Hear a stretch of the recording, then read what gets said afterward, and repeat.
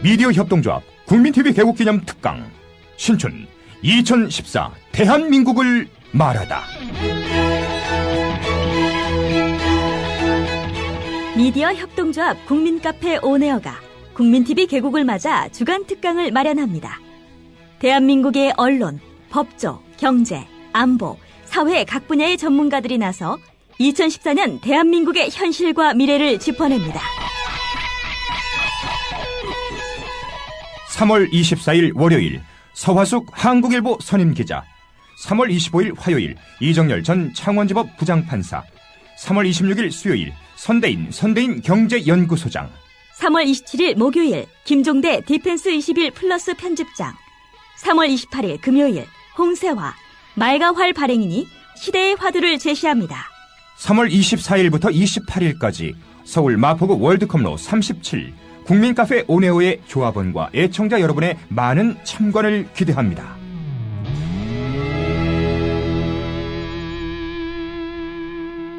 (3월 27일) 목요일까지는 저녁 7시 반, 3월 28일 금요일 홍세화 발행인 강연만 오후 5시에 시작됩니다.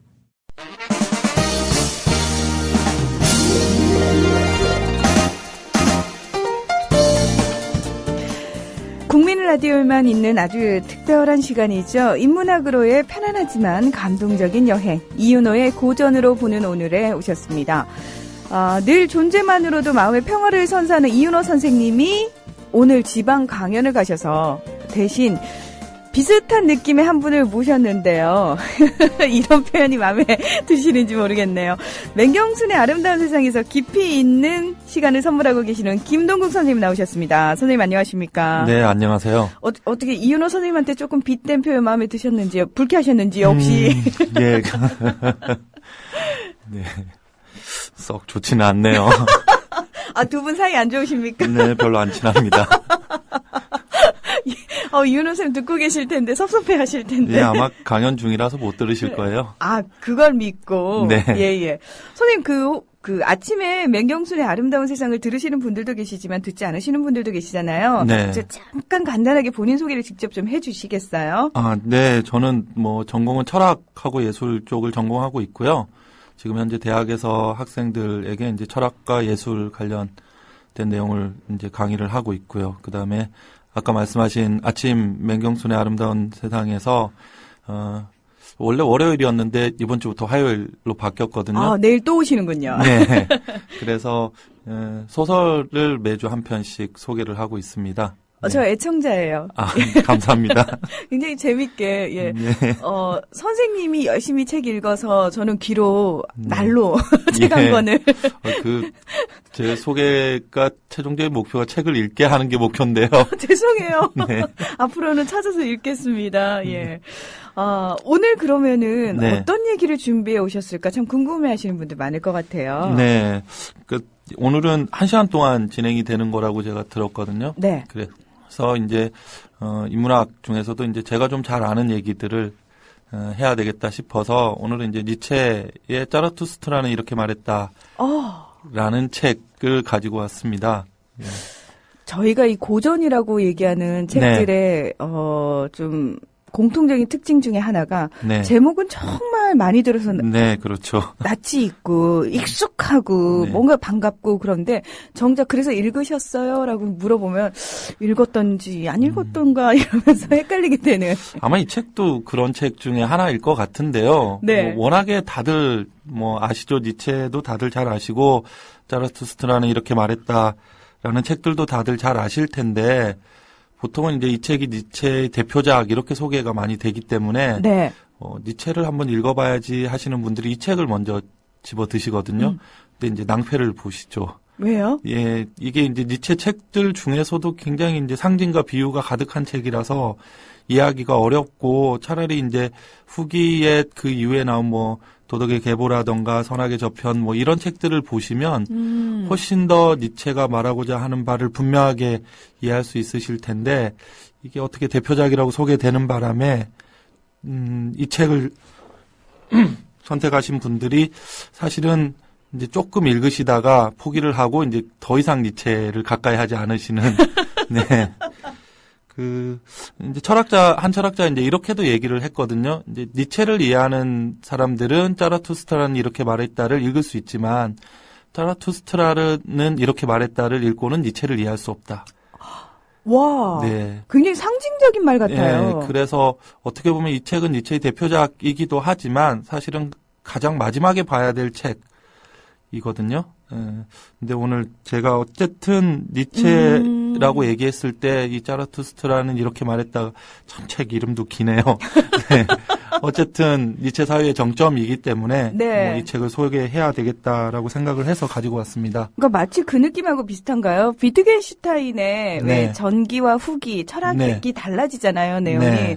그래서 왜 어느 한쪽의 저작만 읽게 되면 비트겐슈타인을 완벽하게 이해할 수 없는 것처럼 네. 니체의 이 책도 대표작이긴 합니다만 가장 마지막에 읽어야지만 니체를 제대로 이해할 수 있는. 네, 뭐 그렇다고도 얘기할 수 있죠. 그렇다고 해서 니체 그러면 전체 책을 다 읽고 이 책을 읽어야 되느냐는 아니고요. 네. 이제 다른 책들을 조금 한두 권 짧은 글들을 좀 워밍업을 하시고 이 책을 읽으시면 훨씬 더 이해하기가 쉬우실 겁니다. 네. 근데 이제 방송을 들으시는 분들 중에서도 그런 분들은 계실 것 같아요. 니체 철학이 궁금하긴 하지만요. 그렇게 네. 책을 찾아볼 정도까지는 아니고요. 네. 그냥 왠지 네. 선생님께서 네. 다 니체를 공부하셨으니까 이 책을 오늘 소개하겠습니다라고 말씀은 하셨습니다만 네. 책을 읽지 않은 저희들을 좀 배려해서 네. 굉장히 설명을 잘 해주지 않을까라는 기대를 해도 될까요? 열심히 해보겠습니다. 네. 저희 좀 긴장하고 들어야 되나요? 아니요, 그냥? 편하게 들으시면 되고요. 네. 어차피 뭐 제가 여기서 학문적으로 깊이 있는 얘기를 막 할 건 아니고요. 니체 철학을 조금이라도 가볍게 혹은 좀 이해하기 쉽게 접할 수 있을 그런 기회가 됐으면 좋겠다라는 게 제 바람이고요. 네, 알겠습니다. 저희 좀 편하게 네. 들을게요. 평소에 날로 먹는 것처럼. 아니, 비트겐슈타인 말씀을 하시는 거 보니까 프로그램이 굉장히 수준 높은 프로그램이네요. 어머, 네. 선생님 모르셨어요? 저희 그 청취자 수준이 굉장히 높습니다. 네. 그리고 요 시간대 인문학 강좌가 쫙 연결돼 있거든요. 네. 이 시간을 그렇게 다들 좋아하십니다. 제가 갑자기 겁이 나는데요. 네. 숨죽여서 지금 굉장히 열심히 듣는데 네. 우리 몰라님 죄송합니다. 예시가 틀렸다고 더 모르겠다고 비트겐슈타인이 누구냐고. 제가 배꼽 사과드리겠습니다. 죄송합니다. 잘못했어요. 예. 더불어 행복한 세상. 너와 나의 꿈이 눈앞에. 국민 TV. 여러분께서는 국민 라디오 이윤호의 고전으로 본 오늘에 오셨습니다. 오늘은 이윤호 선생님 대신에 더 대박인 선생님이 나오셨어요. 우리 김동국 선생님과 함께 니체 이야기 해볼 겁니다. 지금 막 다들 좋아하세요. 예, 댓글 게시판에서 네. 굉장히 좋아하고요. 숨죽여서 듣고 계신다고. 예, 고맙습니다.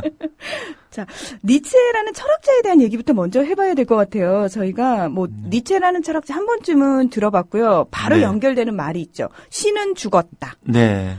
저희 수준 딱 거기까지. 그게 또 어떻게 보면 니체 철학의 핵심인데요. 네. 니체 얘기부터 좀 간단하게 좀 해볼까요? 네. 잘 모르시는 분들도 계실 것 같으니까요.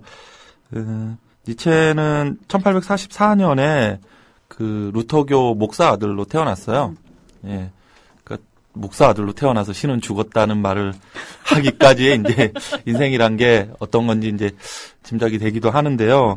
원래는 루터교라고 표현을 하셨잖아요. 네. 예, 살짝 설명이 혹시 가능할까요? 루터교라고 얘기하면 종교개혁 때 1521년에 있었던. 네, 예. 역시 수준 높은 프로그램이라 뭐가 다르네요. 종교개혁 때 이제 독일에서 이제 종교개혁을 주도했던 인물이 바로 루터인데요. 그렇죠. 예, 그리고 이제 개신교가 탄생하고 거기서 이제 이 개신교 중에 이제 대표적인 독일의 한 파라고 해야 될까요? 그게 이제 루터교. 약간 개혁 성향인가요? 아니면은 이제 전통적인 카톨릭이랑 비교하면 이제 개혁 성향이라고 얘기를 할 수는 있죠. 개혁 성향이라고 얘기를 할 수는 있고 이제 카톨릭은 이제 카톨릭하고 개신교의 가장 큰 차이는 이제 교황이라는 신의 대리인을 두느냐 아니냐. 다시 말하면 이제 개신교는 신하고 이제 직접 만나는 종교라고 얘기할 수도 있는데 루터교는 그 중에서도 이제 개인의 어떤 영성이라던가 어떤 내면적인 깨달음 그리고 이제 성경 중심 뭐 이런 것들로 이제 좀 대표되기도 하고요. 그 때문에 이제 어떻게 보면 굉장히 빡빡한 종교이기도 하죠. 아, 네. 개인에게 조금 더 많은 걸 네. 요구하는, 네. 불교 쪽으로 친다면 약간의 계율 같은 것들을 요구하는. 네. 그 엄격한 도덕률이 되게 중요하게 다루어지는 종교이기도 하고요. 네. 그런데 이제 뭐 니체가 그 목사들로 태어났지만 그리고 이제 아버지가 일찍 죽어요. 아버지가 이제 5살 때 죽고 그때부터 이제 어머니와 여동생, 이제 할머니 이렇게 여성들 온 집안이 이제 여성들 틈에서 어떻게 보면 니체가 사회가 이제 약간 좀 거칠다고 얘기를 해야 될 수도 있고 혹은 니체를 이제 마초라고도 많이 표현을 하는데 그런 게 오히려 이제 이런 어떤 유년기에 길러진 게 아니냐라는 뭐 분석들도 있고요. 환경적 요인. 네. 근데 원래는 이제 문헌학을 전공을 했어요. 예, 문헌학이라고 얘기를 하면 이제 옛 문헌들을 보고 이제 그걸 이제 풀어내는 일이죠. 이제 특히 이제 그리스 시대의 문헌들을 주로 연구하는 작업들인데 문헌학을 해서 어린 나이에 교수가 됐거든요. 25살에 교수가 됩니다. 네. 지금 우리의 상식으로 생각하면은, 그게 가능해 하지만 그 당시로 비교하면은. 그 당시로 비교해서도 굉장히 빠른 거고요. 거고. 네. 니체가 뭐, 지금으로부터 한 100년 전 사람이긴 하지만, 네. 150년 전 사람이긴 하지만, 그때 당시로도 굉장히 빠른 거였고요. 심지어는 박사학위를 받지 않았는데도 불구하고 지도교수가 강력하게 추천을 해서. 오, 네. 천재인가요? 뭐, 거의 이제 그때 당시에는 문헌학계 뭐, 천재까지는 아니더라도 문헌학계 미래를 짊어질 인재 정도로 소개가 됐고요. 그리고 처음에는 이제 반응이 굉장히 좋았어요. 학계나 혹은 학생들의 반응도 되게 좋았고 그런데 이제 문헌학이라는 학문 자체에서 이제 철학으로 관심이 옮겨가면서 이제 결국은 이제 학교를 떠나게 되죠. 학교에서 이제 조금 있다 떠나게 되고 이 건강상의 요인도 있고 니체가 이제 10대부터 뭐 심한 편두통에다가 지독한 근시에다가 뭐 이런 걸 앓았다고 해요. 몸이 이제 굉장히 안 좋았고 심지어는 두통이 심할 때는 사흘 정도를 침대에서 꼼짝 못할 정도였다고 하니까 그때는 지금처럼 이렇게 금방 낫는 두통약도 없었을 거 아니에요. 예, 아마 그때 뭐 타이레놀 이 특정 상표 얘기해도 되나요?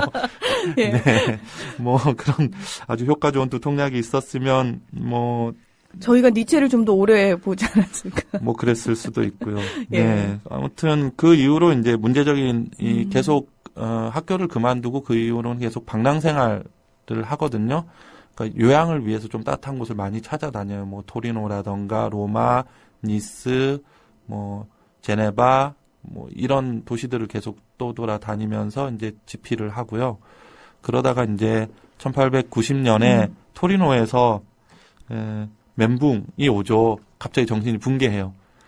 정신이 붕괴한다고요? 토리노의 이제 광장에서 한 마부가 이제 말을 막 때리고 있는 걸 보고 니체가 막 달려가서 그걸 말리거든요. 말을 네. 껴안고 말을 때리지 말라고 그런 다음에 갑자기 그 자리에서 쓰러지는데 그때부터 이제 제정신이 아닌 사람이 되죠. 말도 제대로 못하고 그래서 거의 그 이후로는 이제 10년간 거의 실어증의 상태로 정신이 이제 넋이 나간 상태로 지내다가 이제 1900년에 죽거든요. 굉장히 심신미약 상태가 극에 달해서. 예. 뭐 그렇게 얘기할 수도 있고요. 혹은 뭐 어떤 분들은 니체가 그 이전부터 사실은 제정신이 아니었다라고 얘기를 하기도 하고 그래서 이제 두통과 이 근시의 이제 정신분열증까지를 니체의 병명으로 진단하는 뭐 학자들도 있고요. 예. 저는 또 개인적으로 편두통이 있어서 그 고통을 너무 잘 알거든요. 예. 네, 저는 잘 모르겠네요. 그게 없으시구나. 두통이 있긴 한데, 네. 예, 뭐 저도 늘 두통이 항상 가벼운 두통이 늘 있어가지고요. 예, 뭐 죽을 만큼 괴롭다 이런 생각 별로 못 해봤는데. 그 편두통이라는 게요. 정말 네. 죽음을 떠올려요. 동시에. 머리가 많이 아픈가요? 정말 딱 죽어버렸으면 좋겠어라는 생각이 들 정도로 그 고통이 극심해요. 그래서 항상 약을 가지고 다니지 않으면 불안할 정도로. 그렇네요. 예, 그래서 저는 니체가 한 사흘씩 침대에서 못 일어났다는 소리가 너무 네. 끔찍하게 들리는 거죠. 경험자 입장에서. 네. 예. 사흘씩 침대에서 못 일어날 정도면 정말 많이 아프긴 많이 것 같아요. 예, 삶에 대한 의욕을 사실 잃어버리거든요. 그렇게 네. 되면. 네. 그러면은 그런 어떤 본인의 어떤 병적 증상들이 네. 니체의 철학이라고 소위 말하는 그런 부분에 영향을 굉장히 많이 주지 않았을까라는 생각을 얼핏 하게 되거든요. 네, 그래서 니체가 이제 다른 철학자하고 뭐 여러 구별되는 지점이 많은데요. 다른 철학자들은 사실은 니체 이전에 많은 철학자들은 몸에 대해서는 사실 좀 무심했다고 얘기할 수 있거든요. 아. 왜냐하면 이제 서구 사상도 마찬가지고 동양도 뭐 비슷하긴 한데요. 정신과 육체로 이제 이원론적으로 그러니까 두 개를 나눠서 사고할 때 이를테면 이제 철학이라는 건 정신을 다루는 것이고 정신이야말로 이제 가치 있는 것이고 그렇죠. 육체는 사실은 가치가 이제 떨어지는 거죠. 이제 육체라고 얘기하는 것은 어떤 욕망의 덩어리니까 뭐 식욕이라던가 색욕이라던가 이런 욕망은 육체로부터 생기는 거니까 이것들은 이제 굉장히 부정적으로 다루어졌는데 니체는 몸이 아파서 그랬는지 모르겠지만 이 몸의 문제에 대해서 굉장히 예민했고요. 그래서 이 육체적인 것들을 오히려 정신적인 것보다 높이 평가를 했어요. 그래서 니체가 이제 이런 표현을 쓰는데 정신이라고 얘기하는 것을 작은 이성이라고 부르고요. 육체 몸이라는 걸 이 거대한 이성이라고 부르거든요. 아, 기존의 철학자들과 굉장히 다른 시각이에요. 네, 예. 그래서 어떻게 보면 이건 이제 이 현대인들은 오히려 좀 더 이해하기가 쉬울 것 같긴 한데요. 왜냐하면 이제 몸에 대해서 많은 것들이 얘기가 되고 있으니까 그래서 개인을 움직이는 게 어떤 과거의 철학자들은 어떻게든 몸이라는 것을 억누르고 몸의 이제 욕망이라던가 이 본능이라던가 이런 것들을 억누르고 정신이 이제 지배를 해서 그걸 통해서 이제 보다 인간다운 인간 혹은 위대한 인간 뭐 이런 것들을 추구했다면 니체는 오히려 반대로 인간이라는 것은 결국 이 몸이고 몸을 통해서 움직이는 거고 이 몸이라는 것이 그 사람이 어떤 사람인지를 알려준다라고 생각을 했어요. 그래서 좀 많이 다르죠. 네. 네. 그래서 어떤 이 육체의 욕망 같은 것들도 적극적으로 긍정을 했고요. 그래서 그걸 반대하고 부정하는 이제 종교의 금욕주의 같은 것들도 아주 신랄하게 비판을 했죠. 네. 그래서 이제 니체가 이제 직접적으로 그런 표현을 쓰지는 않았지만 결국 이 종교 지도자들이라던가 혹은 사제들이 이 몸의 문제에 대해서 그렇게 이제 억압적이었던 것들은 사실은 그 사람들이 그런 어떤 신체의 능력이 없었기 때문에 뭐 좀 노골적으로 얘기하면 뭐 생식 능력이 부족 뭐 이렇게 얘기할 수도 있고요. 어우, 네. 당시 들으시는 분들은 굉장히 기분 나쁘셨겠네요. 네, 예. 그래서 자신들의 어떤 부족한 육체들을 오히려 이제 그런 정신의 위대함으로 감추려고 하고 속이려고 했던 위선자들 뭐 이런 식으로 얘기를 하거든요. 상당히 거침이 없습니다. 네, 예. 거침이 없지요. 네. 제가 니체에 대해서 이제 얘기를 쭉 말씀을 드렸는데요. 사실은 니체는 이런 뭐 단편적으로 얘기할 수 있는 철학자는 아니에요. 단편적으로 얘기할 수 있는 철학자는 아니고 왜냐하면 다른 철학자들은 사실은 그 철학자들의 사유라고 할 것들이 이렇게 체계적으로 구성이 이제 잘 돼 있거든요. 네. 그리고 이제 본인이 그것 자체를 지향하기도 하고, 근데 니체는 아예 그것 자체를 스스로가 부정했어요. 그래서 글도 굉장히 단편적으로 쓰고, 이건 아마 제가 생각할 때는 이제 몸이 아파서 그랬을 수도 있는데요. 그 편두통이 심하고 근시가 심하고 이런 니체가 책상에 앉아서 오랫동안 긴 글을 쓰는 건 아마 굉장히 힘들었을 것 같아요. 그래서 주로 이제 수첩을 들고 다니면서 산책을 하고 그때그때 이제 떠오른 아이디어를 이제 수첩에다 정리를 하고 그리고 이제 가지고 와서 그걸 이제 정리한 다음에 나중에 그걸 이제 보완을 해서 책으로 내는 방식으로 이제 저술을 했거든요. 그래서 글들이 이제 다른 철학자들처럼 예를 들어 이렇게 딱 체계적으로 갖추어진 게 아니라 단편적인 이 나열이 많죠. 거의 책들이 자라투스트라는 이제 거의 그런 식의 니체적인 문체 스타일을 보여주는 정점이고 그래서 굉장히 읽기가 좀 불편하죠. 네. 썩 친절하지 않은 저작들이 많다라는 말씀이신데 네. 그러면 이런 거하고도 맞닿을 수 있나요? 예, 마르크스가 소위 네. 말해서 막시즘이라는 어떤 본인의 철학을 체계화시킨 거에 대해서 경악을 했다라고 표현을 하잖아요. 네, 네. 혹시 니체도 이런 게 니체의 철학이야라고 이렇게 규정 지어지는 것에 대해서 굉장히 좀 거부 반응이 좀 심했나요? 거부를 할 수도 있었을 것 같고요. 니체가 이제 이런 말 하거든요. 이제 이 자라투스트라는 이렇게 말했다의 부제가 모두를 위한 그러나 아무도 위하지 않은 책이거든요. 네. 니체가 이제 어느 날 누가 이제 어떤 교수가 이제 와서 니체한테 이런 얘기를 하거든요. 니 책을 하나도 이해 못하겠다. 도대체 왜 이렇게 썼냐? 이랬더니 아유, 솔직한 교수님. 예, 그 정도면 굉장히 니체한테 사실 고마운 사람인 거죠. 근데 네. 니체가 내 책은 이해하기 위한 책이 아니다. 내 책에 대한 최고의 칭찬은 내 책을 이해 못하겠다는 거다. 무슨 얘기냐 하면 자신의 책을 이해한다는 거는 나도 너하고 똑같은 생각을 가지고 있어. 내가 했던 이제 저희가 책을 읽을 때 보통 그렇게 하잖아요. 공감을 한다고 그러죠. 네, 공감하고 내가 이렇게 생각했던 거 혹은 내가 얼핏 생각했지만 잘 말하지 못했던 것들을 이제 잘 얘기해 주는 책이 있을 때 거기에 이제 공감하고 그 책을 너무 좋아하게 되는데 맞아요.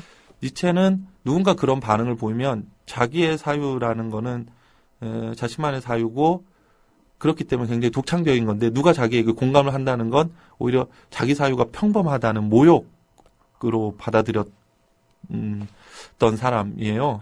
굉장히 독특하긴 하지만 굉장히 이해 못하지 건 아니네요. 이해는 가죠. 예, 이해는 가요. 많이 꼬여 있긴 하지만 니체가 많이 꼬여 있는데요. 네. 근데 그래서 니체는 이제 이 책을 지금의 현대인들은 나와 동시대 사람들을 이 책을 이해하지 못하는 것은 당연하다. 왜냐하면 내가 너무 빨리 나왔기 때문에. 그래서 니체가 이제 참 건방지게 이런 얘기도 하거든요. 100년 후가 되면 나의 사상을 가르치는 학교가 생길 거고 교수들이 내 책에 대해서 얘기를 할 거고 그래서 나의 사유를 전달하고 이해하려는 사람들이 그때쯤 생길 거다. 라고 얘기를 했거든요. 예언을 했는데 그 예언이? 맞긴 맞았죠. 네, 맞긴 맞았어요. 예, 어떻게 보면 이제, 니체는 예언이라기보다 그냥 본인이 이제, 잘난 체를 아주 심하게 한 거였을 것 같긴 한데요. 네. 실제로 이제 자라투스트라는 이렇게 말했다가, 이 발음이 되게 힘드네요. 예. 자라투스트라는 이렇게 말했다가, 이제 1부, 2부, 3부, 4부 이렇게 해서 4권으로 이제 출판이 되는데 나중에 이제 이게 합본이 되는데요. 이 책이 나왔을 때 이제 사람들의 반응이 굉장히 냉담했어요. 도대체 이게 뭐 하는 책이냐. 그래서 결국은 나중에 4부는 출판을 이제 제대로 해주는 이제 출판사를 찾을 수가 없어서 자비로 40부를 그냥 찍고 말았거든요. 예. 그러니까 아마 이제 본인이 시대에 이해되지 못한다는 생각을 늘 했을 거고요. 그 이전에 이제 책들부터 이제 비난을 많이 받기도 했으니까요. 그러면서 이제 어떻게 보면 니체식의 정신승리일 것 같기도 한데, 이제 내 책을 지금 이해 못하는 것은 아직 이 사람들이 내 책의 사유에 도달할 만큼의 높이를 가지지 못했기 때문이다. 아마 이제 100년이라는 건 그냥 아주 먼 시간을 얘기했을 것 같긴 하고요. 아무튼 그런 책이죠. 네. 자, 그런 책을 저희가 이렇게 방송을 통해서 얘기를 하게 될 줄은 니체 자신도 몰랐을 겁니다. 예. 네. 자라투스트라는 이렇게 말했다. 이제 책에 대해서 조금 더 얘기를 좀 할까요? 네. 지금 제일 궁금한 게 도대체 이 사람이 누구지? 하는 걸 거예요, 아마. 듣기는 정말 많이 들었는데 이 사람 누구야? 궁금증. 자라투스트라라고 이제 니체 책에서는 그렇게 표현이 돼 있고요. 네. 저희가 얘기할 때 이제 보통 조로아스터교 하면 잘은 모르지만 이제 여러 번 들어보셨을 텐데 그 조로아스터가 이제 바로 이 자라투스트라하고 이제 같은 신이거든요. 인간이고 인간이자 신인데 조로아스터는 이제 기원전 600년 전후 의 사람이라고 해요. 이제 이거 문헌에 따라 워낙 다른데요. 심지어는 어떤 문헌들은 기원전 1000년, 1200년 이렇게 얘기하는 데도 있고, 대부분의 문헌들이 이제 증명하는 건 이제 예수가 태어나기 한 600년 전의 사람이다. 이렇게 얘기를 하는데요. 이제 이 조로아스터교라는 게 배화교라고도 얘기를 하는데요. 불을 숭배하는, 종교죠. 지금으로 치면 이제, 아프가니스탄 정도의 지역이라고 얘기를 할 수도 있는데요. 지금은 이제 거의 없어요. 이 조로아스터교가 거의 없고요.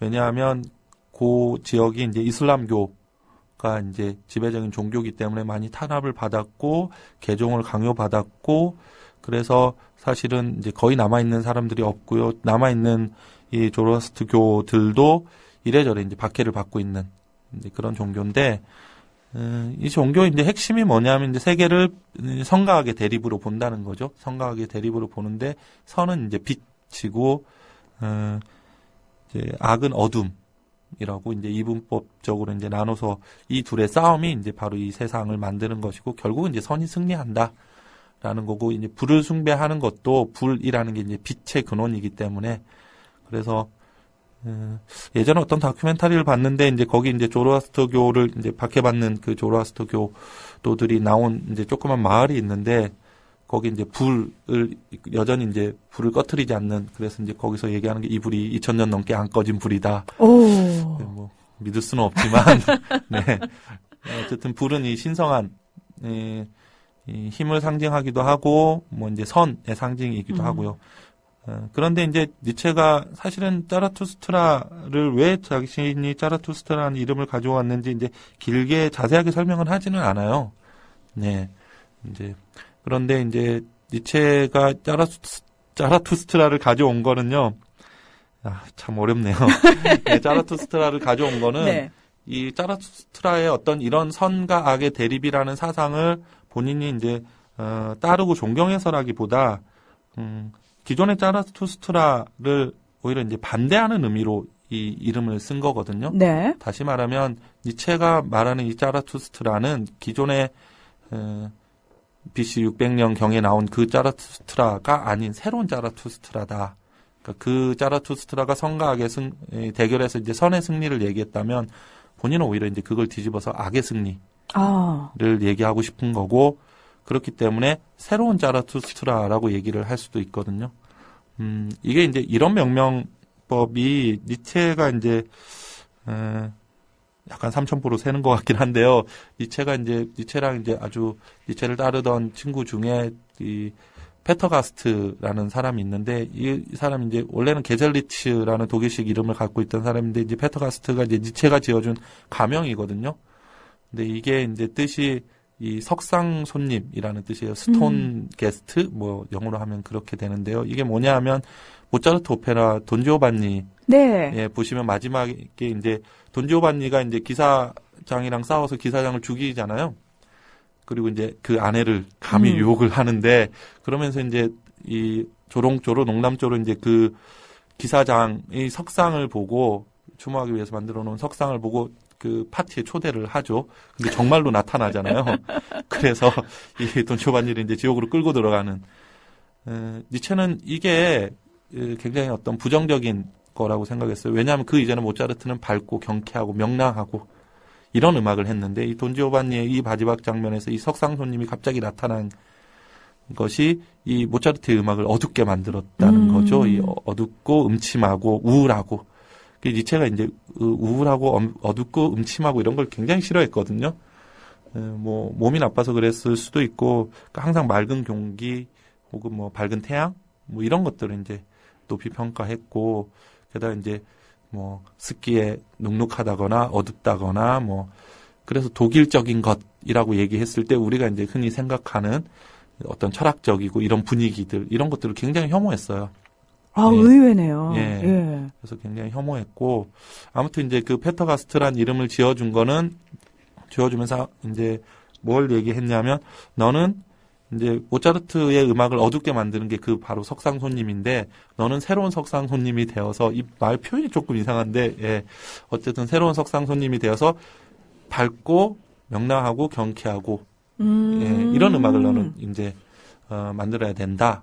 이제 그래서 이제 원래 뉘앙스랑 완전히 반대로 쓴 거거든요. 이제 짜라투스트라도 그렇게 이해를 하시면 될 것 같아요. 니체가 네. 약간 기존의 어떤 이미지를 좀 새롭게 바꾸고 싶어 하면서도 네.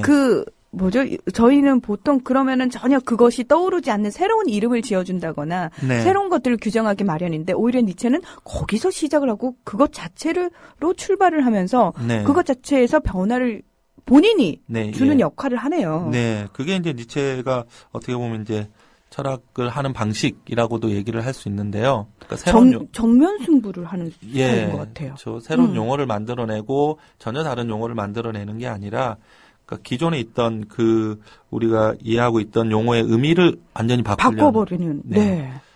어떻게 보면 이게 사실은 저는 굉장히 좋은 방식이라고 생각이 드는데요. 이렇게 얘기하면 이제 특정 직업에 대한 비하처럼 들릴 수도 있는데 오해를 안 하셨으면 좋겠는데, 예를 들면 저희가 커피숍에서 일하는 분들을 이전에는 그냥 커피숍 알바 이렇게 부르다가 지금은 바리스타라고 부르잖아요. 네, 바리스타. 근데 사실 하는 일은 거의 비슷하거든요. 물론 이제 그 이전에 그냥 단순히 커피숍 알바가 커피를 내리는 일을 했다면 바리스타는 이제 그런 교육을 받긴 하지만 전문적인 교육을 받고 어느 정도 네. 전문성을 가져서 인정을 해주죠. 네, 그렇지만 우리가 대부분 이제 커피숍에서 이런 카페에서 일하시는 분들이 하는 직업적인 일들은 크게 다르지는 않거든요. 근데 마치 이제 그런 멋진 말을 붙임으로 해서 전혀 다른 일을 하는 것처럼. 근데 그분들 대부분은 이제 그 말하고는 다르게 이제 비정규직으로, 그러니까 어떻게 보면 진짜 바리스타의 대접을 못 받고 있는 거죠. 그렇죠. 예. 예.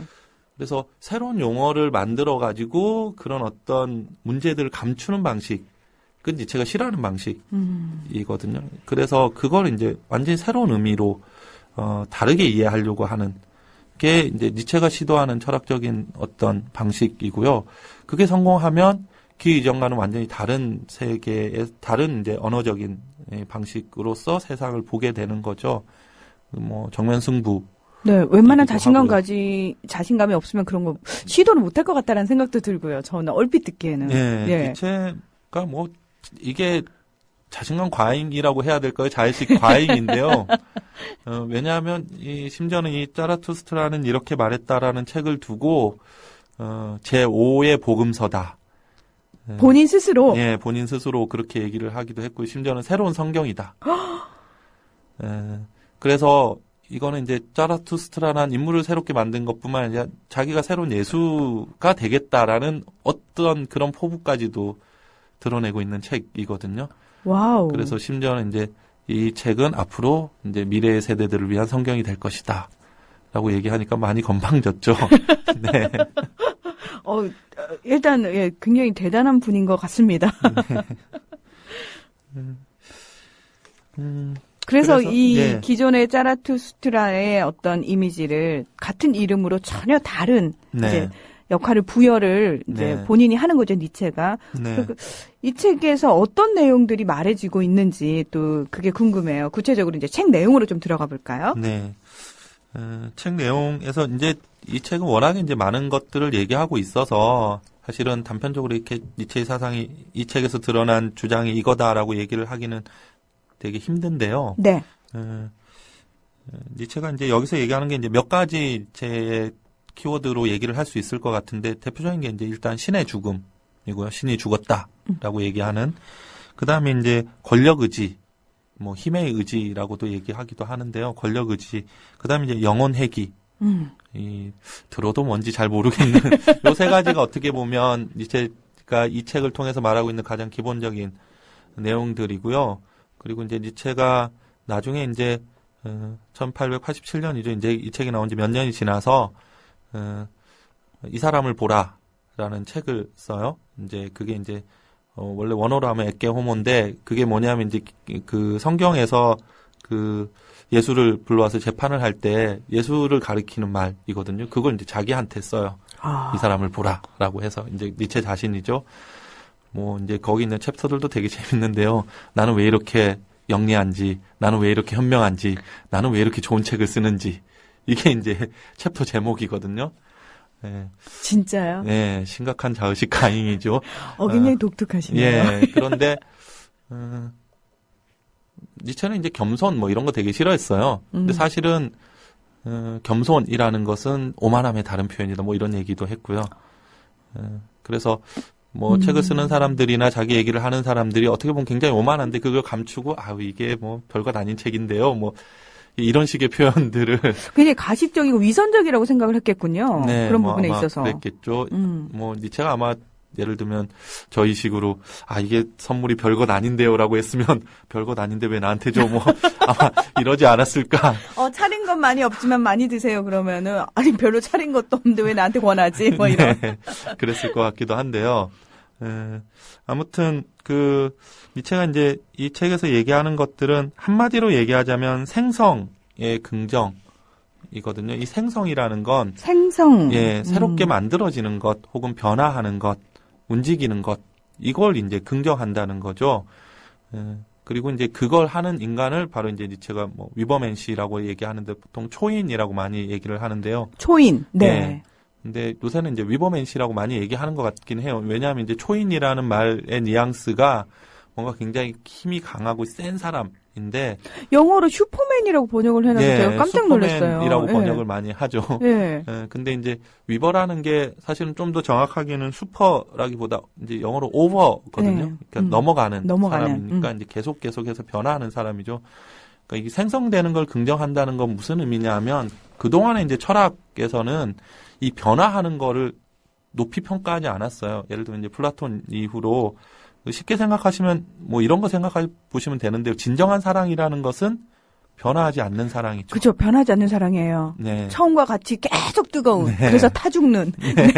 그래서 뭐 영화에 사랑이 어떻게 변하니 뭐 그렇죠. 이런 예, 유명한 대사도 있지만 예, 플라톤 이후로 이제 뭐 그 서구 형이상학에서 모든 철학자들이 얘기한 건 이 변하지 않는 것, 영원한 것. 이걸 이제 붙잡으려고 한 게 이제 어떻게 보면 철학의 역사이거든요. 그러니까 진리 탐구를 한다라고 했을 때 그 진리, 철학에서 인정하는 진리가 변하지 않는 것이잖아요. 네, 그렇죠. 그래서 이 변하는 진리는 진리가 아니다. 그렇죠. 네, 이게 이제 이 철학에서 얘기하는 이 기본적인 이제 세계관, 어떻게 보면 뭐 철학관 형이상학적인 입장인데, 이 기독교도 마찬가지고요. 그러니까 저희가 이제 만약에 이제 죽어서 내세를 가게 되면 거기에는 변하지 않는 예, 영원한 행복이 기다리고 있는. 그게 이제 사실은 이상향이죠.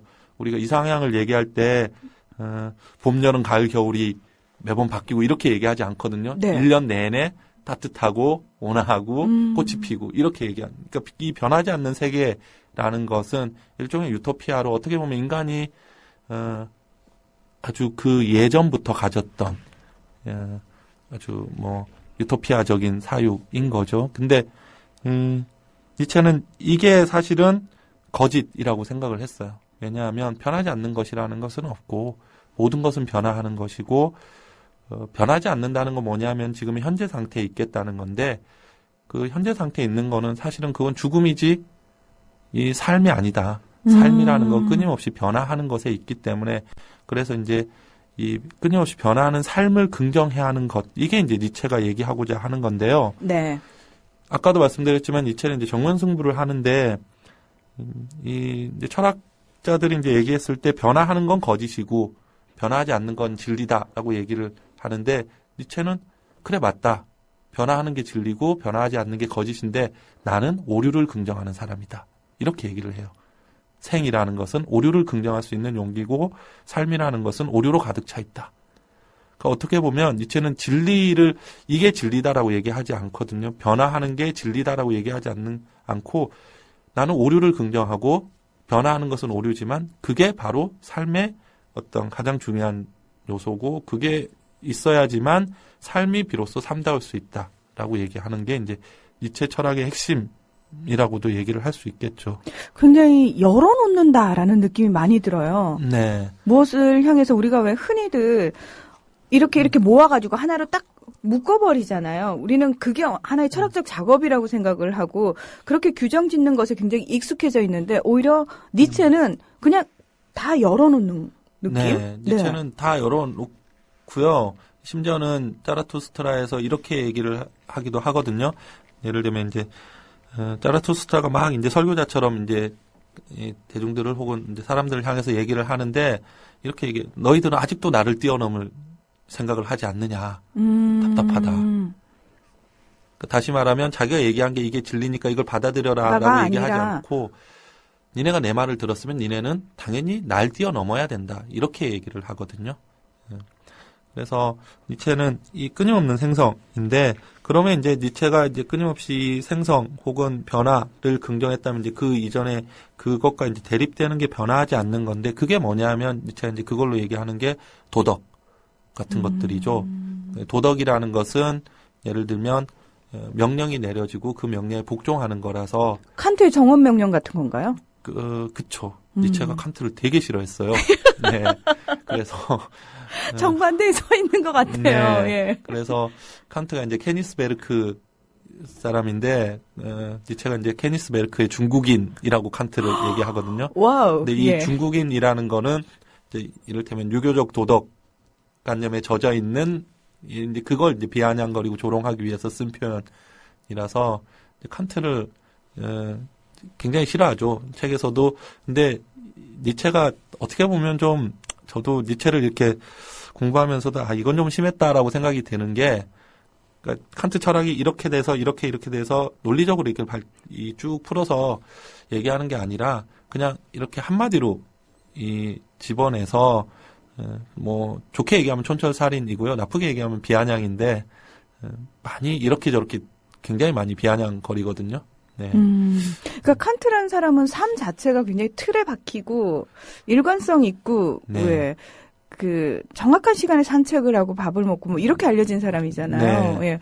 니체가 봤을 때는 정말 이해할 수 없는. 네, 실제로 뭐 칸트가 그 정도로 아주 그 깡막힌 사람도 아니고요. 어떻게 보면 니체의 오해이기도 한데 우리가 갖고 있는 이제 칸트의 이미지에 대한 오해이기도 하고요. 네.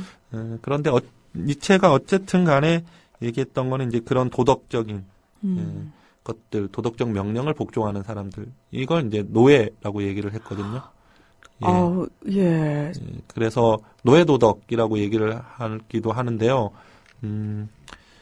그래서 이제 이 도덕적인 것들을 비판하기도 했고, 동시에 이제 이런 도덕적 명령에 속한 사람들이 가지고 있는 게 어떻게 보면 이 현재 세계에서는 이런 구속적인 삶을 견디면서 이 사람들이 원하는 건 이제 피안의 세계죠. 그렇죠. 지금 생에서는 안 되니까 이제 저세상. 다음 생에서 저세상에서 그게 이제 천국이자 뭐 유토피아, 이상향 뭐 아니면 뭐 동양에서는 도원경 뭐 이런 식으로 나타나는데 그거는 이제 다시 말하면 현재의 삶을 부정하는 태도라는 거죠. 니체는 그러니까 현재 삶을 넘어서는 아무것도 없다.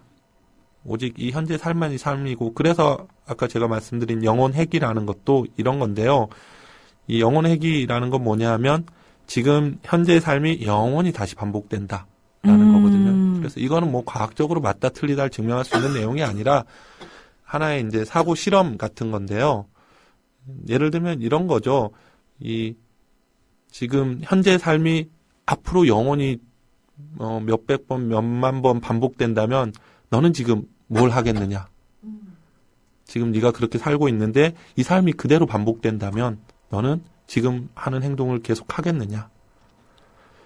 그러니까 이거는 이제 이 현재 지금 내가 처해 있는 이 삶에 대해서 가장 충실할 수 있는 질문이라는 거죠.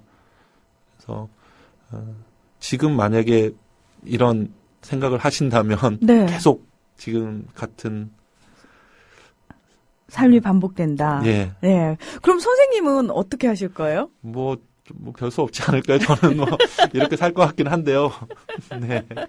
아니 저는 그냥 네. 그 니체 얘기를 듣다가 네. 인식론적 차원에서 니체의 철학을 문득 생각을 해보니까 굉장히 상식 수준이구나라는 생각이 들었어요. 그러니까 니체라는 네. 사람이 굉장히 네. 독특한 얘기를 하는구나라고 생각을 했는데 네. 인식론적 차원에 보면 오히려 도덕적인 노예로 살고 네. 존재하지 않는 신을 상정해놓고 네. 그다음에 그 신이 부여한 우리에게 어떤 룰이라고 불러죠. 그 계율적 삶에 얽매여 사는 네. 그런 사람들의 삶이 오히려 상식적이지 못한 삶이 되는 거죠. 네, 그렇죠. 그렇죠. 그럼 니체가 얘기하는 지금 현재가 우리에게는 오로지 현재만 존재를 하는 거잖아요. 어떤 의미에서는. 네, 그렇죠. 그렇다면 굉장히 상식적인 수준에서 니체가 하고 있는데 얘기를 이런 느낌도 들고요. 네, 그렇죠. 예. 예, 상식적인 수준에서 얘기를 하고 있고요. 그게 이제 만약에 저희에게 받아들여지지 않는 비상식적인 얘기 같으면 니체 철학이 이제 지금까지 남아있지는 않을 것 같긴 한데 물론 이제 니체 철학이 그냥 그런 상식 수준에서 얘기를 하고 있는 건 아니거든요. 이제 그게 이제 들어가면 더 쉬운데 왜냐하면 이 도덕이라는 게 우리가 니체는 이제 주로 기독교 도덕을 비판하긴 했지만 네. 이 신은 죽었다라고 얘기했을 때 이 신이라는 게 단순히 이제 우리가 얘기하는 뭐 기독교에서 신 혹은 불교에서의 뭐 신 이런 신이라기보다 참고로 불교에서는 신이란 존재가 그렇죠. 없습니다. 예. 예. 그러네요. 네. 그래서 죄송해요. 예, 아니요. 제가 말을 잘못했죠. 아니 혹시 들으시는 분들이 오해를 하실까봐. 네, 예. 불교에서는 신이 없죠. 신이 예. 없습니다. 예, 네. 신이라는 존재 자체가 상정되어 있지 않습니다. 예. 그래서 니체가 얘기했을 때 이 신의 죽음이라고 얘기하는 것은 단순히 어떤 그런 인격신으로서의 신의 죽음이 아니라 사람들이 진리라고 믿고 있는 진리의 상실인 거거든요. 진리의 상실이고 그건 저희한테도 마찬가지인데요.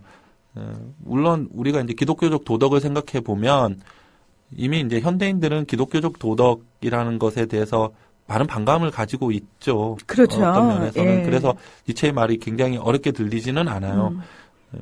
당연히 이제 뭐 그런 도덕주의자들에 대한 반감이 있고 어떻게 보면 이 현대는 욕망을 마구 풀어헤치는 게 오히려 긍정받는 세계이기도 하니까 그런데 니체가 얘기한 이 신이라는 걸 오늘날의 사회로 갖고 오면 어떻게 되느냐라고 얘기했을 때 그러면 이제 우리에게 지금 현재 신은 누구인가 혹은 신은 무엇일까 뭐 이런 생각을 할 수 있을 것 같거든요. 네. 그러면은 지금 우리가 마치 정말 금과 옥조처럼 여기고 있는 또는 맹신하고 있는 돈이 될 수도 있을 것 같고. 네, 그렇죠. 예. 물신이란 말이 있으니까 뭐 돈 혹은 자본주의 뭐 이렇게 얘기를 할 수도 있고요. 그러니까 일체 어떤 대상에 대한 완벽한 믿음으로부터 벗어나야 된다는 거거든요. 지젝이라는 철학자가 되게 재밌는 얘기를 했는데요. 뭐라고 얘기했냐면 이 사람들은 이 세계의 종말은 생각하고 상상할 수는 있어도 자본주의의 종말을 생각하지는 못한다. 이렇게 얘기를 했거든요. 네. 무슨 얘기냐면 사람들은 이 자본주의가 결국은 환경을 파괴하고 인간을 파괴하고 이래서 우리에게 끔찍한 디스토피아가 생길 거다. 그게 이제 SF 영화에서 이제 가까운 미래로 보여주는 상들이 다 그런 모습인데 그것들은 사람들이 생각을 한다는 걸 상상할 수 있다는 건데 이 자본주의 자체가 없어지는 거는 상상을 못 한다는 거죠. 그렇죠. 그러니까 자본주의는 어떻게 보면 신과 같은 그러네요. 존재이기도 하죠. 그러니까 자본주의를 부정하는 사람도 자본주의를 긍정하는 사람도 이 자본주의로부터 벗어난 세상이라는 걸 상상을 못 해요. 예. 예. 그리고 이 니체의 이 말을 들을 때 잘 생각을 해야 되는 게요. 니체가 이제 도덕적인 명령이라고 얘기를 했지만 이건 또 이제 지젝의 말을 또 하나 빌리면 우리가 모두들 즐겨라라고 생각하고 그게 마치 이제 니체 도덕적인 것과는 반대되는 그래서 굉장히 니체적인 것이라고 생각하지만 사실은 우리는 즐겨라라는 명령을 받고 있는 사람이라는 거예요. 그것마저도 그게 이제 자본주의의 가장 중요한 명령이라는 거죠. 그래서 즐기지 못하는 너는 죄인 이렇게 되는 거거든요. 그렇기 때문에 예를 들면 이 지젝이 이제 싸이가 이제 강남스타일이 전 세계를 휩쓸었을 때 이제 그 싸이에 대해서 이제 재밌는 얘기를 한 적이 있는데 예를 들면 그 싸이의 강남스타일은 어떻게 보면 굉장히 우스꽝스러울 수도 있고 좀 뭐 나쁘게 얘기하면 좀 선박할 수도 있고 말 그대로 그냥 놀고 즐기는 노래이고 뭐 뮤직비디오도 그런 내용이고 사람들이 그걸 보면서 마구 흥겨워하는 건데 예를 들어 거기에 대해서 누군가 진지하게 얘기를 하면 저희가 이제 바로 이렇게 아니 왜 웃자고 하는 일에 죽자고 달려드냐고. 네. 뭐 코미디는 코미디고 놀자고 하는 건데 그러니까 뭐냐면 사실은 과거의 기독교의 어떤 도덕적인 명령으로부터 우리가 자유로워진 게 아니라 그 명령이 사실은 다른 명령으로 대체가 건데 됐네요. 그게 이제 자본주의 명령이라는 거죠. 즐겨라라는 명령이고 그래서 지젝은 이걸 외설적인 명령이라고 얘기하거든요. 굉장히 외설적이라는 거죠. 즐기지 않으면 너는 굉장히 뭔가 잘못이 있다라고 얘기를 하는. 그래서 보시면 뭐 이런 것도 있죠. 예를 들어 몸이라는 게 그렇기 때문에 이제 몸이 니체하고는 좀 다른 의미로 굉장히 소중하게 생각이 되는데 몸은 즐기기 위한 가장 큰 도구인 거잖아요. 오늘날 사회에서. 그렇기 때문에 예를 들어 몸이 너무 마르거나 혹은 비만이 되거나는 사실은 몸의 문제이긴 하지만 이 사람들은 도덕적인 잘못까지도 이 비난을 받게 되는 거죠. 예를 들면 다이어트 프로그램 같은 데서 보면 이렇게 굉장히 이제 몸집이 크신 분이 나와서 눈물을 흘리면서 자신의 삶을 반성하잖아요. 반성해요. 예. 제가 이렇게 살이 쪄서 애인도 떠나가고 직장에서도 잘렸고 살을 빼려고 했지만 제가 할 수 없었어요. 그러니까 마치 이제 고해성사를 하듯이 제가 왜 이렇게 의지력이 부족한지 모르겠어요. 이번에는 꼭 한번 도움을 받아서 살을 빼고 싶어요. 그러면 이제 코치들이 나타나서 강력하게 이제 이 다이어트 프로그램을 운영을 하고 이 사람들이 이제 살이 빠지고 사람들은 막 그걸 환호하고 그리고 그들에게 막 예. 가혹하게 행해지는 그런 프로그램에 대해서 굉장히 사람들이 저걸 견뎌야 된다라고 생각을 네. 하죠. 예. 너무나 당연시하죠. 예. 그거는 마치 이 몸이라는 것을 이제 몸이 이제 심지어는 도덕적 차원에서 다루어지는 건데 다시 말하면 이 뚱뚱하다는 것 혹은 몸이 이제 몸무게 많이 나가는 것 자체를 이 도덕적인 문제, 예를 들면 게으른다거나 혹은 뭐 자기 관리에 충실하지 않다거나 뭐 이렇게 뭐 삶에 의지가 대해서 의지가 약하다거나 뭐 이런 식의 예. 도덕적인 비난까지가 이제 거기 덧붙여지는 거죠. 그러니까 어떻게 보면 과거에 이 신의 명령의 문제가 아니라 지금 현재 우리가 받고 있는 명령이 뭔지, 우리는 어떤 구속을 받고 있는지 혹은 어떤 틀 안에서 살고 있는지를 봐야 된다는 게 니체를 만약에 현대 시점에 가지고 오면 그런 얘기들을 할 수 있을 것 같거든요. 게다가 이제 니체가 이 양심이라던가 제의식의 문제에 대해서도 굉장히 비판을 했는데요. 양심이라던가 제의식 같은 것들은 이런 도덕적 명령을 정당화하기 위해서 만든 거죠. 그런데 이거에 대해서 이제 이탈리아의 이 정치경제학하고 사회학을 연구하는 이제 라자라토라는 분이 이제 부채인간이라는 책을 하나 낸 게 있거든요. 네. 그 부채인간에서 부채는 빚인데요. 이분 이제 부채인간이라는 얘기는 뭐냐면 오늘날 뭐 소위 신자유주의 세계에서 이 신자유주의가 어떻게 사람들을 억압하느냐에서 가장 중요한 것은 바로 이 빚이다, 부채. 그래서 지금 현재 자본주의 경제를 설명하는 것은 다른 무엇도 아닌 바로 이 뭐 금융이라던가 다른 뭐 생산이라던가 이런 것들이 현재 자본주의 사회를 설명하는 게 아니라 이 빚, 부채라는 것이 현재 자본주의 사회를 설명한다라고 얘기를 하거든요.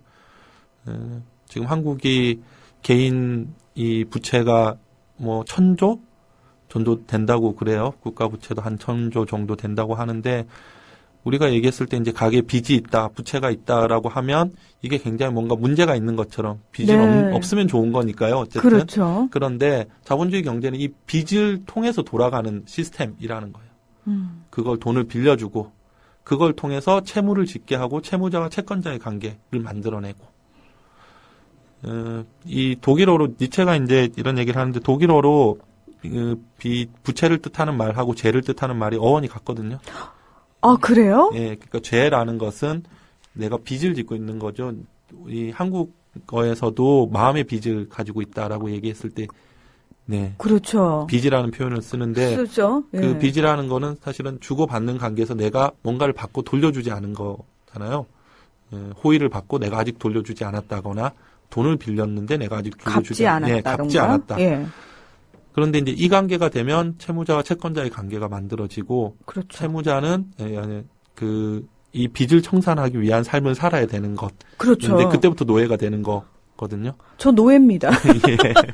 여러모로 노예로 살고 예. 있습니다. 예. 그래서 자본주의 사회는 바로 이런 부채를 만들어내서 그걸로 시스템을 운영하는 사회인 거고 빚이 많아진다는 것은 사실은 자본주의가 뭔가 잘못되고 있는 게 아니라 자본주의 자체가 그런 빚을 만드는 사회라는 거죠. 만약에 빚이 없으면 은행도 없어지고 금융도 없어지고 주식시장도 뭐 부채가 없이는 돌아가지 않을 테니까요.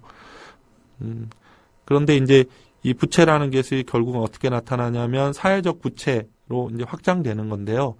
다시 말하면 이 도덕적 명령이라고 얘기했을 때 우리가 이제 도덕이라는 뉘앙스 때문에 착하게 살아라 뭐 이렇게 우리가 듣지만 사실은 아까도 말씀드렸듯이 즐겨라라는 게 자본주의가 내리는 명령인 것처럼 경쟁해라라는 것도 자본주의가 내리는 명령이고 네. 혹은 경쟁에서 승리해라라는 것도 자본주의가 내리는 명령인 거죠.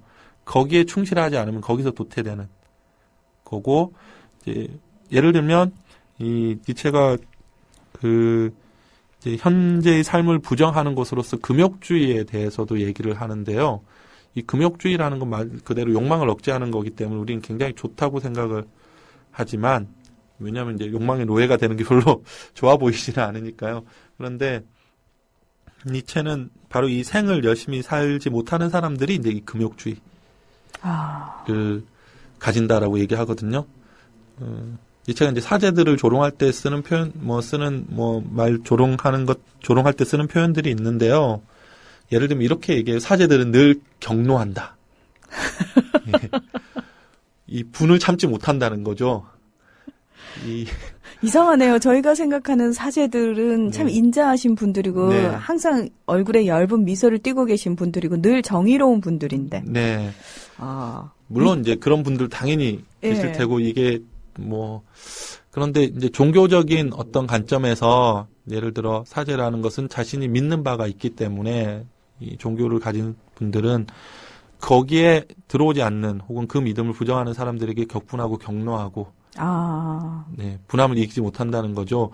그래서 사실은 사랑이니 믿음이니 하는 것들도 그런 자신의 믿음을 부정하는 상대 앞에서는 아무짝에도 소용이 없는 것이 된다라고도 얘기하고 심지어는 니체가 사랑에 대해서 얘기할 때 우리는 사랑하면서 내가 아니라 나보다 저 사람을 더 사랑한다고 얘기하지만 이거 다 거짓말이다. 그 사람이 나의 사랑을 배반했을 때 내가 격분하지 않느냐. 그러면 만약에 내가 그 사람을 나보다 더 사랑했으면 그 사람이 날 거부하더라도 그렇죠. 그 사랑엔 변함이 없어야 되는 거죠. 그 사람은 변함이 없어야 되고 그 사람의 행복을 빌어줘야 되는데 그 사람이 나의 사랑을 거부하면 나는 그 순간 바로 나쁜 사람으로 변하죠. 그 사람이. 분함을 이기지 못. 결국 사랑이 이기적이라는 것을 보여주는 게 아니고 뭐냐. 예를 들면 그리고 상대가 나를 사랑한다는 걸 어떻게 확인하느냐. 내가 원하는 걸 해주느냐 해주지 않느냐의 기준이 있다는 거죠. 네, 그렇죠. 아유, 사랑이 참 이기적이네요. 예. 네. 그래서 아까 이제 그래서 부채 얘기로 계속 넘어가면 우리가 이제 예를 들어 취직을 해서 어떤 직장을 가지고 아파트를 가져야 되고 어떤 삶을 살아야 되고 자식들은 어디에 보내야 되고 이런 것들이 사실은 우리가 현대인들이 모두 가지고 있는 마음의 빚이라는 거죠. 네. 그래서 언제나 이렇게 생각을 하는데요. 예를 들면 다른 애는 이거를 다른 집 애들은 이렇게 부모가 이것도 해주는데 너한테 못해서 미안해. 네, 맞아요. 나는 너한테 이렇게 해줘야 되는데 난 지금 뭘 해줘야 되는데 못. 그러니까 그런 죄책감이나 이 자기의 부족함에 대한 이 자괴감을 계속 가진다는 건데 이게 이제 복종을 끊임없이 하도록 만드는 거고 이 기본적인 이 메커니즘은 어떻게 보면 종교의 논리하고 동일하다고 얘기를 할 수 있는데 그래서 마르크스도 그런 얘기를 하는데 일상생활의 종교 이렇게 얘기를 하거든요. 네. 그러니까 더 이상 이제 니체가 기독교를 비판했다고 해서 니체의 사유가 이제는 더 이상 기독교를 그런 식으로 혹은 종교를 그런 식으로 믿는 사람이 없으니까 이제는 낡은 것이다가 아니라 마르크스도 얘기했지만 기독교라는 종교가 가지고 있던 그런 명령들 혹은 사회적인 권위들을 이제는 자본주의라는 시스템이 가지고 있고 자본주의를 긍정하든 부정하든 그 시스템 하에서 움직인다는 거고 이게 여전히 우리에게 어떤 명령이 되고 있는 건데 이걸로부터 벗어나는 것 이게 니체가 얘기하고자 하는 어떻게 보면 이 신의 죽음을 통해서 얘기할 수 있는 거고 혹은 영혼회귀 혹은 권력의지라는 것들을 통해서 얘기를 할 수 있는 거거든요. 그러니까 위버맨시 결국은 이 신의 죽은 다음에 나타나는 인간이 이 초인 위버맨시인데요. 아까 이제 넘어간다라고 말씀을 드렸는데 넘어가는 건 뭐냐면 자신의 현재 상태를 부정하는 것인데요. 자신의 현재 상태를 부정하는 것이 사실은 쉽지는 않죠.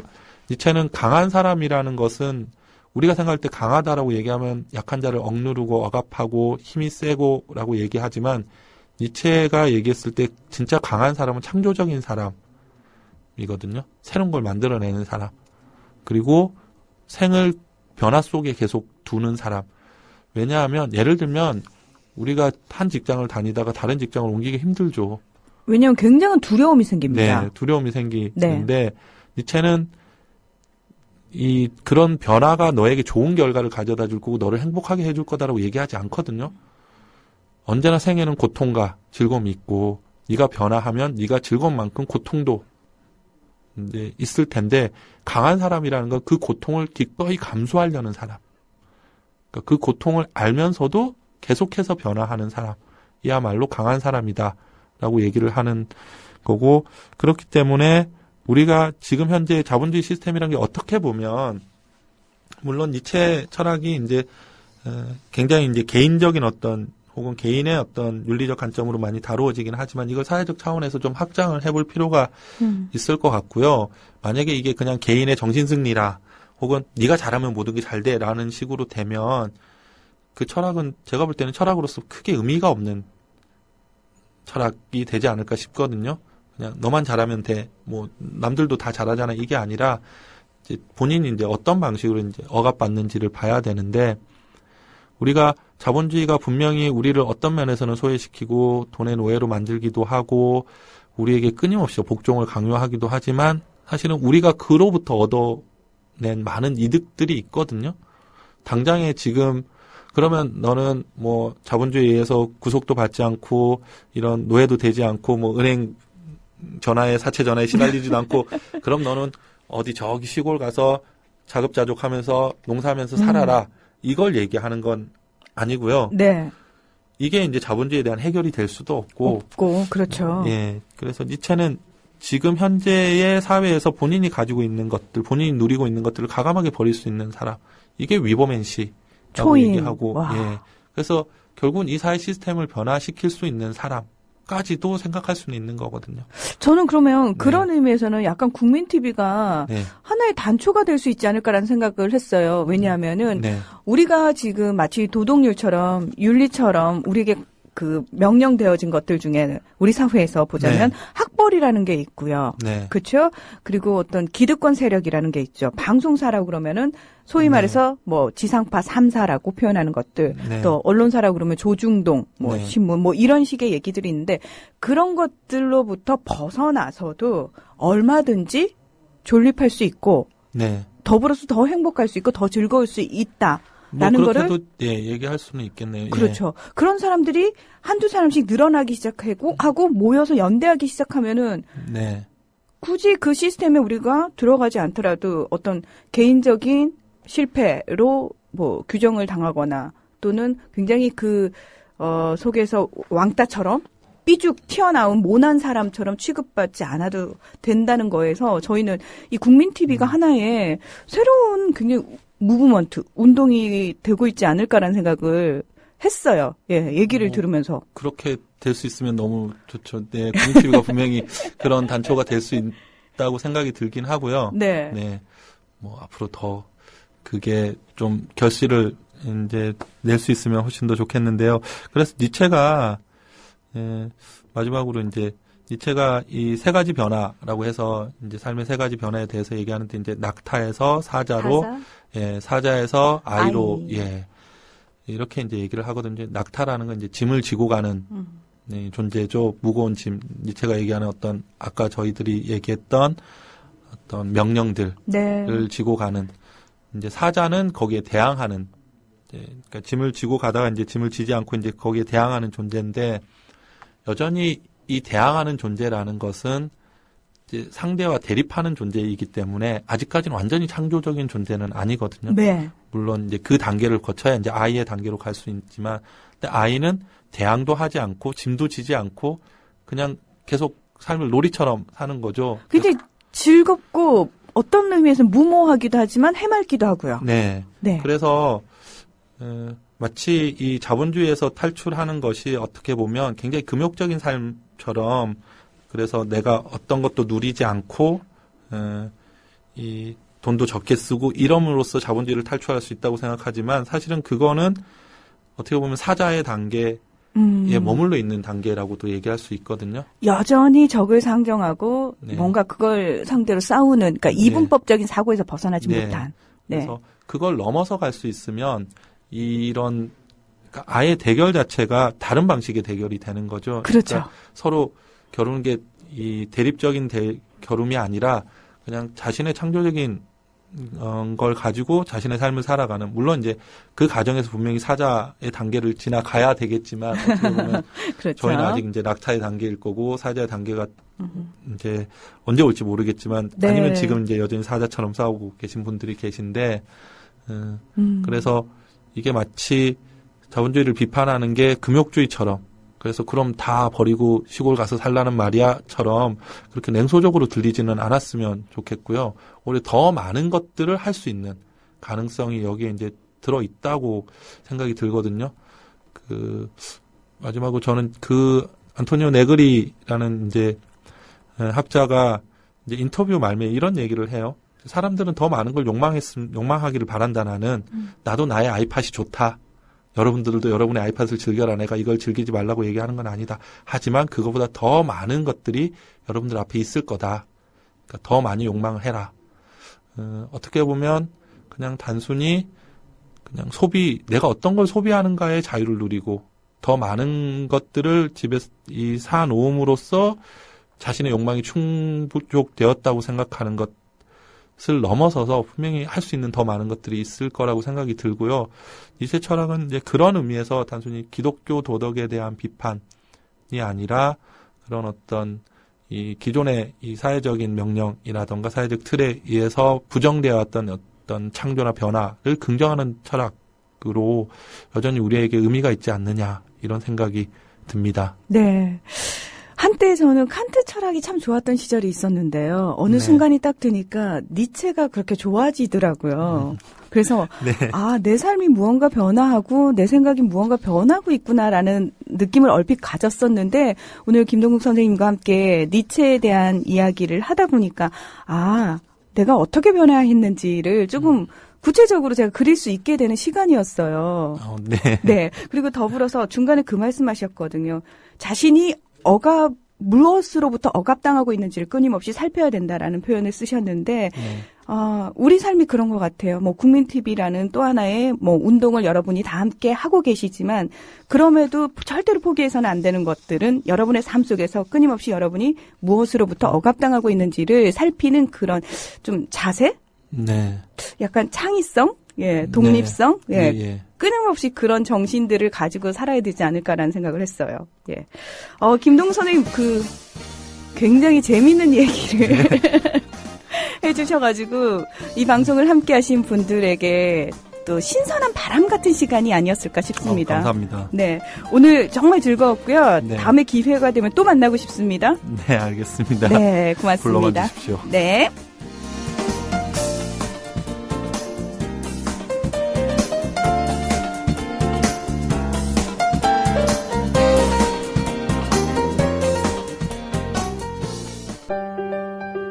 더불어 행복한 세상 너와 나의 꿈이 눈앞에 국민TV